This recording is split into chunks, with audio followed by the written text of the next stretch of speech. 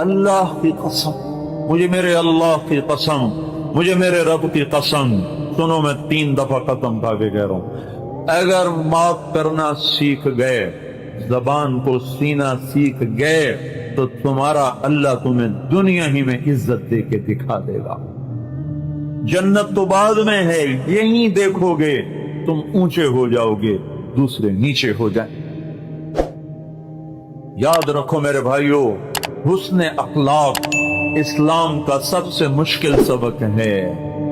نماز پڑھنا محنت چاہتا ہے، روزہ، حج، زکوٰۃ محنت طلب کام ہے، لیکن یہ بڑے آسان ہیں اخلاق کے مقابلے میں۔ ساری رات نفل پڑھنے آسان ہے اور زبان کو غیبت سے روکنا مشکل۔ سارے دن سارے اللہ اللہ اللہ اللہ کی لاکھوں تسبیحاں پڑھنا آسان ہے اور اس کو غیبت سے روکنا مشکل۔ اور یہ جو نیک لوگ ہوتے ہیں، یہ پتہ کیسے شروع ہوتے ہیں؟ اللہ معاف فرمائے جی، بس کیا پوچھتے ہو اس کا؟ اور پھر شروع پہلے کہیں گے اللہ معاف فرمائے، اللہ کے قانون کو کبھی مذاق اڑائیں گے، اللہ معاف فرمائے، اور پھر زبان کھل جائے گی، وہ ایسا، وہ ایسی، وہ ایسی، وہ ایسی، اور گھروں کو آگ لگا دیتی۔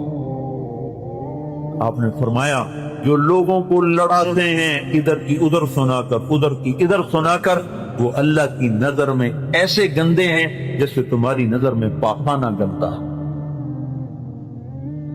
تو بھائیوں میں ہاتھ جوڑتا ہوں سب کے سامنے، دیکھو معاف کرنا سیکھو۔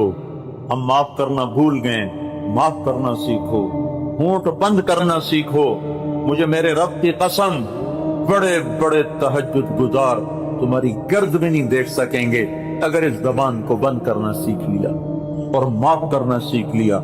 ٹکڑے بن جاؤ کہ دانا خاک میں مل کر گلو گلزار ہوتا ہے۔ یہ سیکھ لو، اس سے بڑا مقام دلانے والا کوئی عمل کوئی نہیں ہے۔ اللہ کے نبی نے فرمایا ساری زندگی کے تہجد گزار اور ساری زندگی کے روزے دار سے بڑا درجہ ہے اچھے اخلاق والے کا۔ ہاں بھائی، معاف کرنا سیکھو گے نا؟ بڑی ضرورت ہے آج اس کی۔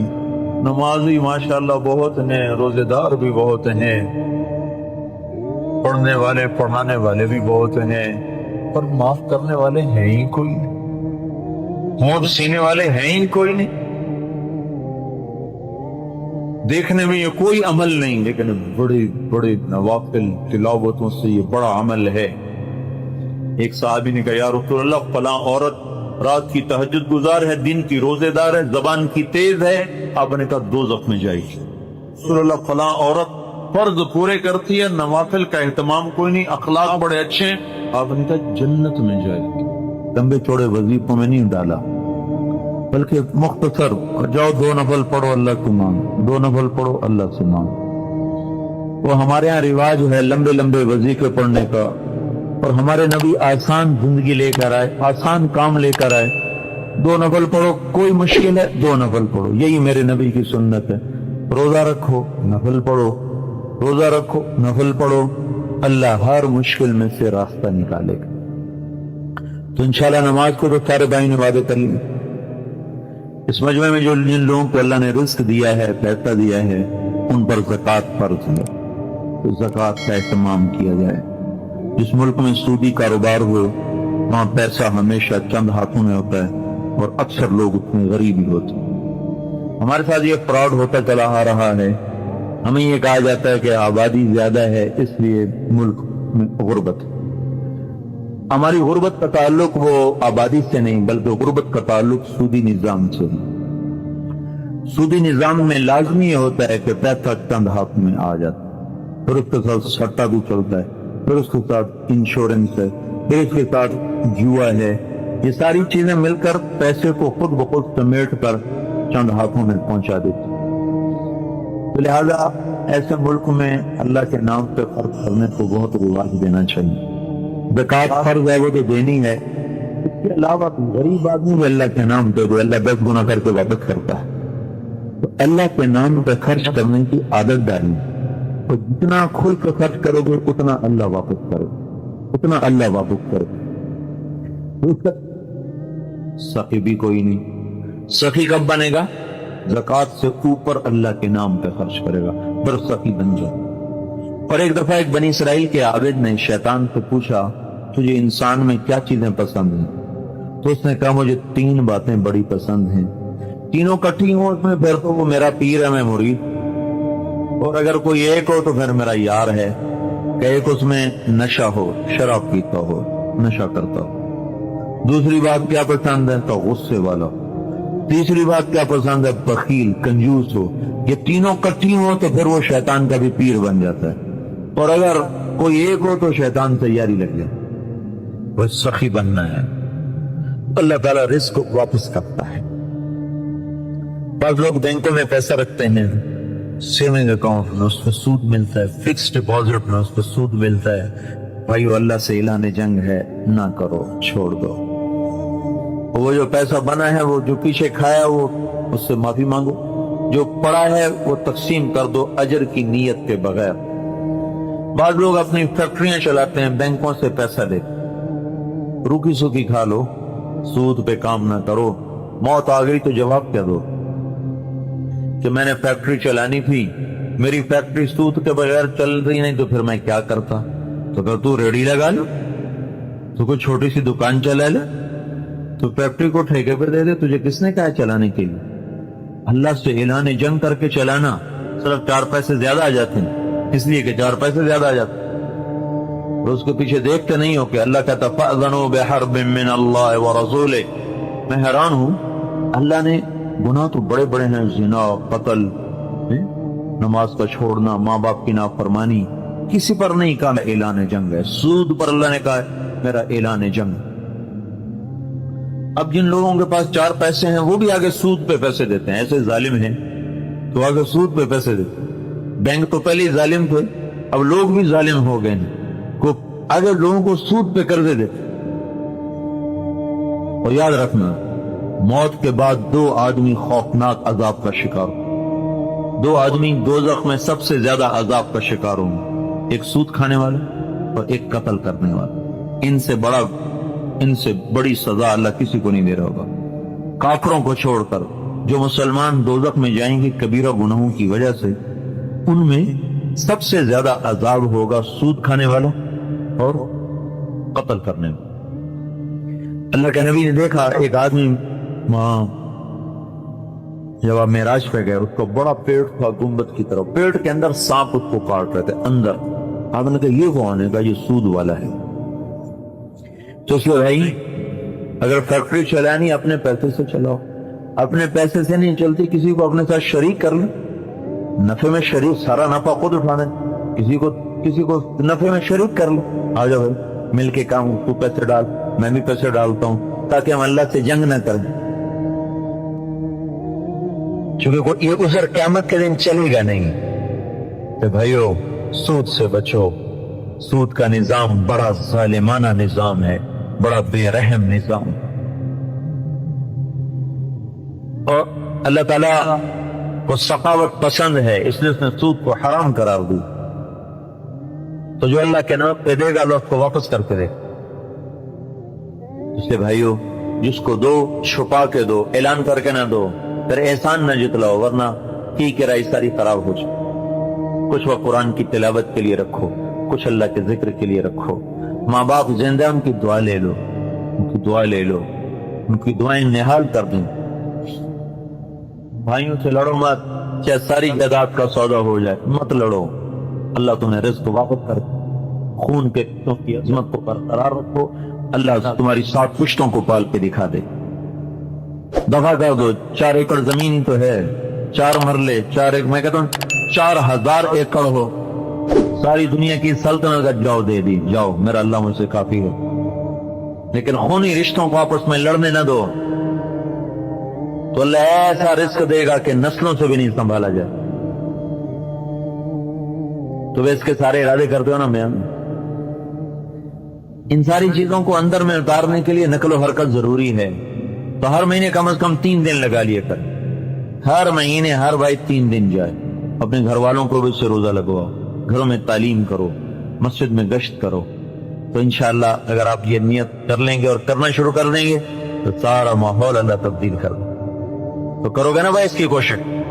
शब जुमा को अपने मरकज में तशरीफ ले जाएं, वहां बात सुने, क़याम करें, वापस आएं। देखो तबलीग के काम को अफराद पे ना परखना, तबलीग वाले ऐसे, तबलीग वाले ऐसे, ये कभी ना परखना वरना गिर जाओगे, हलाक हो जाओगे। कभी किसी की बुराइयां ना देखना, अच्छाइयां देखना। हम तबलीग का काम तो लोगों की वजह से नहीं कर रहे हैं, अल्लाह उसके रसूल की वजह से कर रहे हैं। अगर किसी में बुराई है तो उसकी वजह से हुक्म तो नहीं खत्म हो जाता। नमाजी अगर बुरा हो तो क्या नमाज छोड़ देंगे? नमाजी बहुत बुरे हैं तो क्या नमाज फिर छोड़ दें? रोजेदार बड़े जालिम हैं तो क्या रोजा छोड़ दें? हाजी बड़े जालिम हैं तो क्या हज छोड़ दें? कभी किसी बेनमाजी की बुराई से नमाज छोड़ने का हुक्म आया? या किसी ने किसी की बुराई देकर नमाज छोड़ियो? रोजेदार की बुराई से हम रोजा छोड़ दें? हाजी बेचारे हज में जाके भी नमाजें नहीं पढ़ते तो क्या हज छोड़ दें? तो अगर किसी की बुराई देखकर नमाज नहीं छोड़ते, किसी की बुराई देख के रोजा नहीं छोड़ते, किसी की बुराई देखकर हज नहीं छोड़ते, तो तबलीग क्यों छोड़ दें? अगर तबलीग तारिक जमील का काम है फिर मेरी बुराई देख के छोड़ दो, अच्छाई देख के कर लो। अगर तबलीग अल्लाह उसके रसूल का फरमान है तो मैं भी कर रहा हूं, आप भी करें। अगर मैं बुरा हूं तो आप अच्छा करके दिखा दें। तबलीग वाले ये करते हैं, तबलीग वाले ये करते हैं, हम बाज आए ऐसी तबलीग से। अगर तो तबलीग इनका काम है तो फिर आप बाज आ जाएं, और अगर इनके भी जिम्मे आपके भी जिम्मे तो फिर आपके जिम्मे ज्यादा जरूरी है कि आप अच्छे तरीके से करें। कितने हिफ्ज के बच्चे हैं जो कुरान के हाफिज होते हैं, बाद में दाढ़ी भी मुड़ा देते हैं, नमाज भी छोड़ देते हैं। तो हम हिफ्ज के मदरसे बंद कर दें कि चूंकि हाफिज हैं, उसने दाढ़ी मुड़ा दी है, उसने कुरान भुला दिया, तो मदरसे ही बंद कर दो? ये तो कोई तरीका नहीं।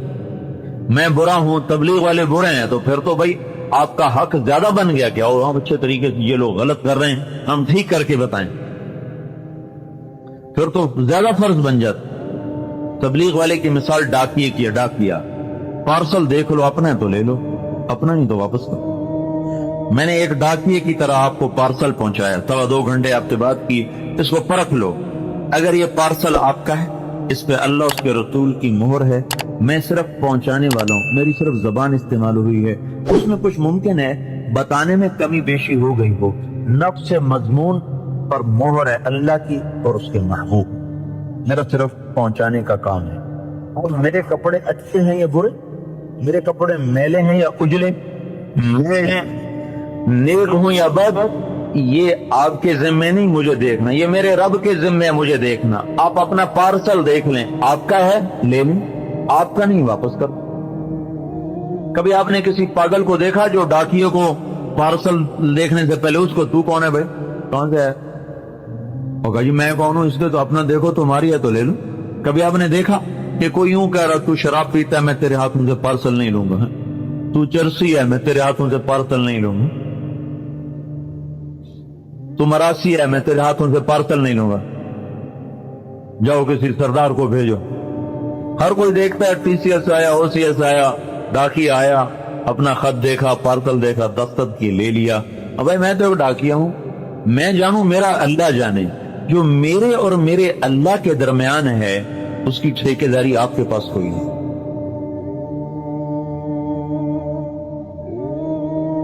मैंने अगर बोल में ख्यानत की हो उसको आप जरूर पकड़ें। तो तुमने ये बात हदीस हमें गलत सुनाई है, तुमने ये आयत हमें गलत तर्जुमा करके दी, तुमने हमें अपनी तरफ बुलाया, अगर इसमें मैंने ख्यानत की तो आप मुझे जरूर पकड़ें। बाकी मेरा अमल, मेरी नीयत, ये मेरा और मेरे अल्लाह का मामला है।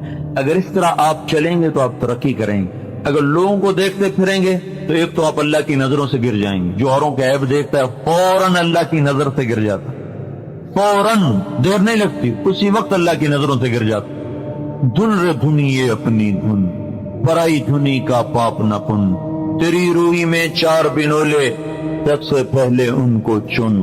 कभी औरों के ऐब ना देखना वरना अल्लाह की नजरों से गिर जाओ।